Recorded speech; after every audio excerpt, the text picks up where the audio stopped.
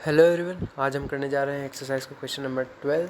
तो ये क्वेश्चन कहता है कि particles transform a point A and travels along this solid curve in figure find approximately the position B of the particles such that the average velocity between the positions A and B has the same direction and as the instantaneous velocity at B.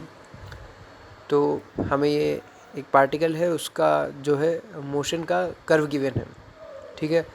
तो हमें ऐसा point निकालना है इस पूरे उसके motion में जहाँ पे उसका स्टार्टिंग पोजीशन और उस पोजीशन का जो है वो एवरेज वेलोसिटी का डायरेक्शन और उस पॉइंट पे इंस्टेंटेनियस वेलोसिटी का डायरेक्शन जो है वो सेम आया।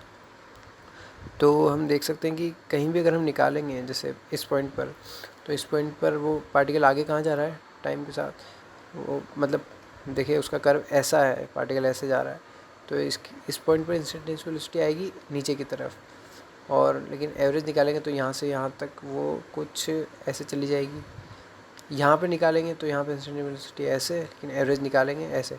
हमें पता है ना एवरेज वेलोसिटी कैसे निकालेंगे। एवरेज वेलोसिटी के लिए हम क्या करते हैं, हम डिस्प्लेसमेंट फाइनल जो है फाइनल माइनस इनिशियल, ठीक है। तो इसके लिए हम क्या करेंगे, जो उसका फाइनल जो भी पॉइंट है वहाँ के उसकी तरफ हम वेक्टर बनाएंगे स्टार्टिंग पोजीशन से। तो ये एक पॉइंट यहाँ पर हमें ऐसे दिखाई दे रहा है, जहाँ पर हम यहाँ से वेक्टर बनाया तो ऐसे जाएगा, और इस पॉइंट पर अगर हम टेंजेंट बनाए उसका भी डायरेक्शन इधर आएगा, तो टेंजेंट का डायरेक्शन हमें क्या देगा, वेलोसिटी का डायरेक्शन। तो ये पॉइंट बी ऐसा यहाँ पर है जिसका इंस्टेंटेनियस वेलोसिटी का डायरेक्शन भी इधर है, और एवरेज का अगर हम निकालें तो वो भी इधर की तरफ जाएगा, ठीक है। बाकी कोई भी पॉइंट इस कर्व में ये दोनों कंडीशन सेटिस्फाई नहीं कर रहे, इसलिए हमारा आंसर ये इस पॉइंट पर कहीं आएगा, ठीक है। Thank you, have a nice day.